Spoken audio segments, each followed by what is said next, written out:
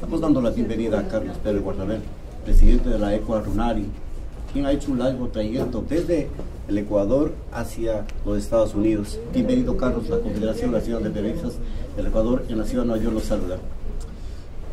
Un placer poder compartir con ustedes, con todos mis hermanos del Ecuador, con mis parientes que están acá, con mis vecinos y con mis hermanos de la Vía Yala, con mis hermanos de América Latina, que al final somos una sola y estamos aquí con la mayor satisfacción de poder compartir estos gratos minutos con ustedes.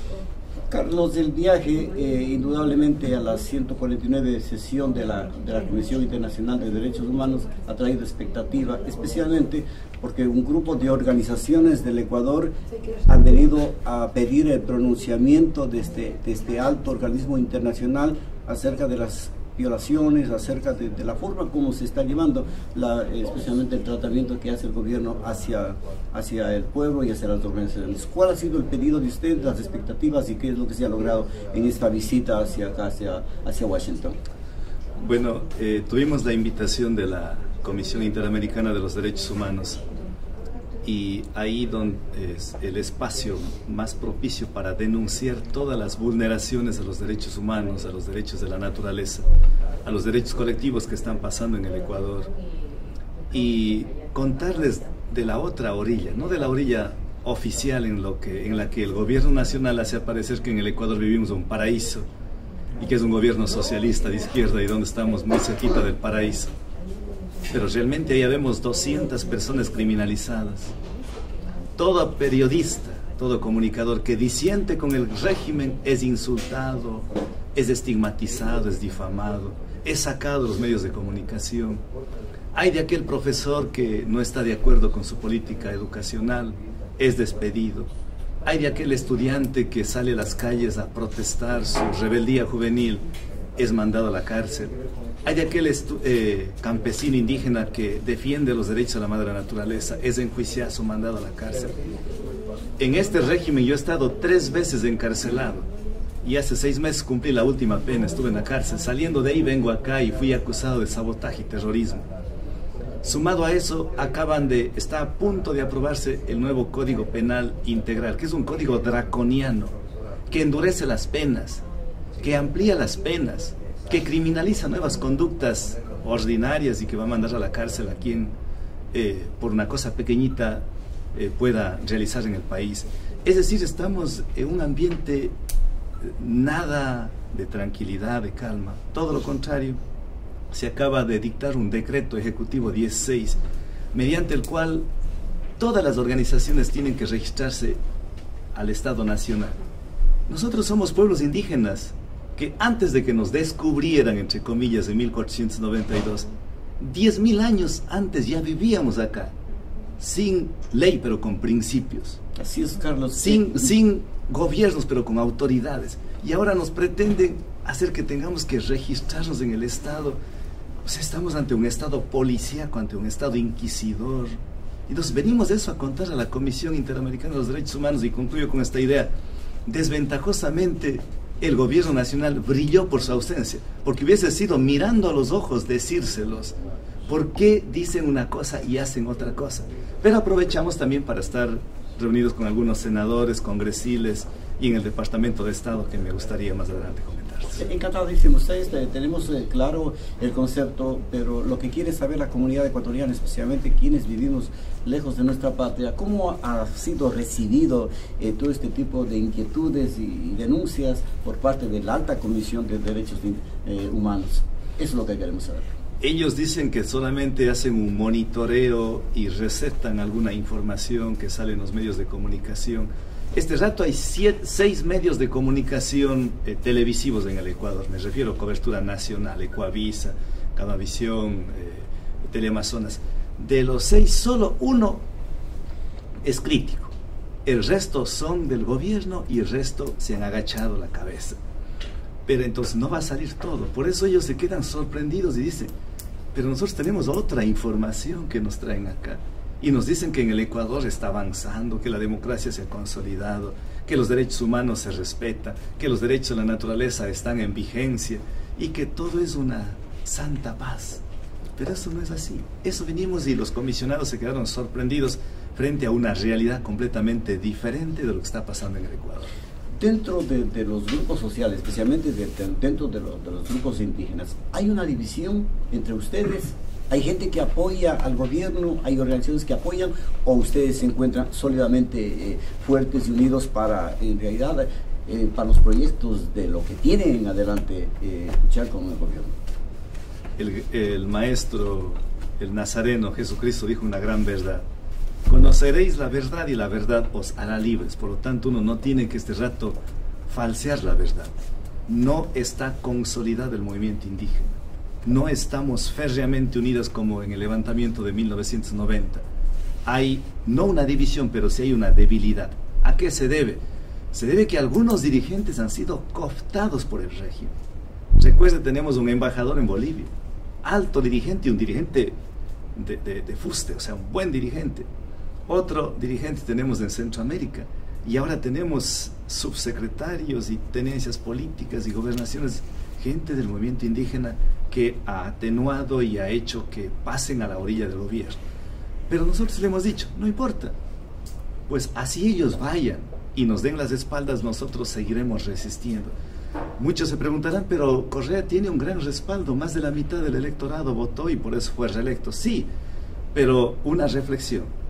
En el 2000 se creó el bono de la pobreza, creó el gobierno de Yamil Mahuad, para 300.000 personas que decían que estaban en la pobreza y que había que sacarles a esas 300.000 personas de la pobreza.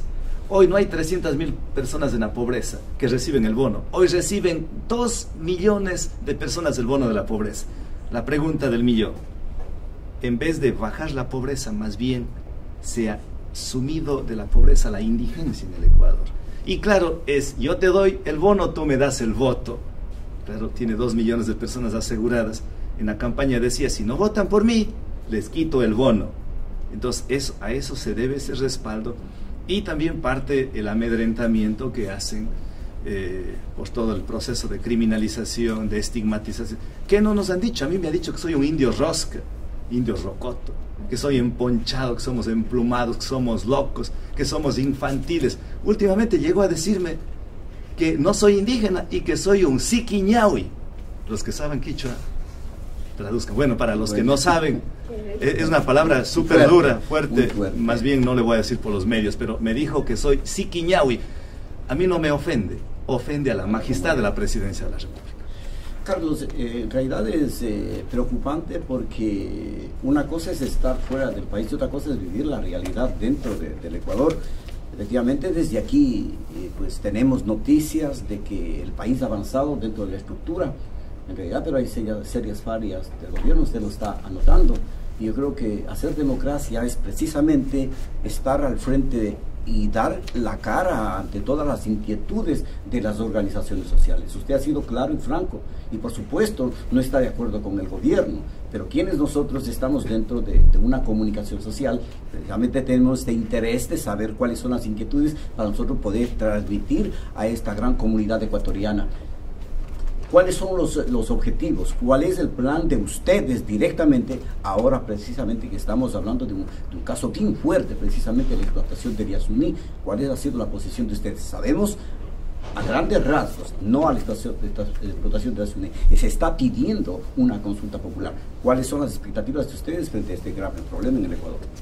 El presidente de la República hace 6 años dijo al mundo: ayuden, apóyennos con la mitad del valor cuantificado que está bajo tierra por concepto de petróleo. ¿Cuánto era esa cantidad? 3.600 millones de dólares. Dice que ahora el mundo le ha dado las espaldas, pero no le demos nosotros las espaldas al mundo. Es decir, ahora, antes se dijo que en el Yasuní habían comunidades indígenas, los tagaeris, los taromenanis. Ahora dice que ya se han ido más adentro, que ya no se ha visto avistamiento. Ya no se ha visto. Así nos dice. Antes se decía que ese lugar, el Yasuní, era la zona con mayor biodiversidad en el planeta, y que era uno de los pocos lugares que existe en el mundo y que debemos defender. Hoy ya no. Hoy dicen que si no quieren que saque el petróleo, entonces quieren seguir en la pobreza. La pregunta es, en los 6 últimos años del gobierno de Correa, ha recibido por rentas petroleras 65.000 millones de dólares. Esa cifra ruego que lo recuerden. 65.000 millones de dólares, porque el precio del crudo del barril ha estado un promedio de $90 el barril, el precio del barril. Ahora dice que ya no ha habido bajo tierra solo 7.600 millones de dólares, sino hay 18.000 millones de dólares. Pero no importa que haya 18.000 millones de dólares. Y dice el gobierno que con esa cantidad va a sacarnos de la pobreza, va a construir mega autopistas, va a construir escuelas, hospitales, casas, va a solucionar el déficit habitacional, de salubridad, en fin.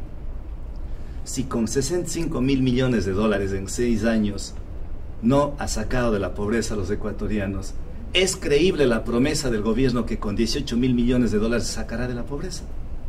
La respuesta tienen ustedes, queridas y queridos hermanos. Por eso nosotros apostamos por la defensa del Yasuní, no solamente por defender unas maripositas, unas plantitas, unas avecitas, que también son nuestros hermanos, pero sobre todo por 2 cosas importantes. Primero, porque es una zona de biodiversidad única en el mundo, por algo fue declarado Patrimonio Natural de la Humanidad y zona de la biosfera, Parque Nacional y zona intangible. Eso hay que defender, porque en nuestra cosmovisión todo es holístico. Lo que pasa en la Amazonía repercute en la sierra, y lo que pasa en la sierra repercute en la península, lo que está en el norte pasa en el sur. Y además de eso, porque hay hermanos nuestros, que la vida humana no tiene precio. Cometer un genocidio con los hermanos Tagaeris, Taromenanis, Oñamenanis, eso es un crimen de lesa humanidad, eso es un genocidio. Por eso estamos apostando y estamos pidiendo a la comunidad ecuatoriana que hagamos un esfuerzo, y venimos ahora a anunciar la minga de recolección de las firmas para que sean los ecuatorianos en las urnas que decidan: o queremos que se cometa un ecocidio, un etnocidio, un genocidio, queremos que se explote el Yasuní y que no tengamos una reserva para nunca más, o queremos que el petróleo quede bajo tierra y pensando en nuestros hijos, así como nosotros recibimos de herencia de nuestros padres una selva amazónica libre, con enorme biodiversidad, con agua limpia, con aire puro, con oxígeno. Creo que eso también nosotros tenemos la obligación de dar a nuestros hijos. Nuestros hijos, igual que nosotros, tienen el mismo derecho de tener una madre naturaleza limpia, transparente, que nos dé alimentos, que nos dé de cobijar, que nos nutra, que nos dé vida, que nos dé suma causa. Ustedes han hecho este planteamiento, como lo está haciendo, ante el gobierno nacional, y la respuesta ha sido obvia del presidente Rafael Correa, y él en realidad se ha basado, ha mandado su propuesta a la Asamblea Nacional. La Asamblea Nacional, teniendo pues la mayoría, yo creo que a veces los sueños y las realidades que uno quisiera que se hicieran en el Ecuador no son posibles.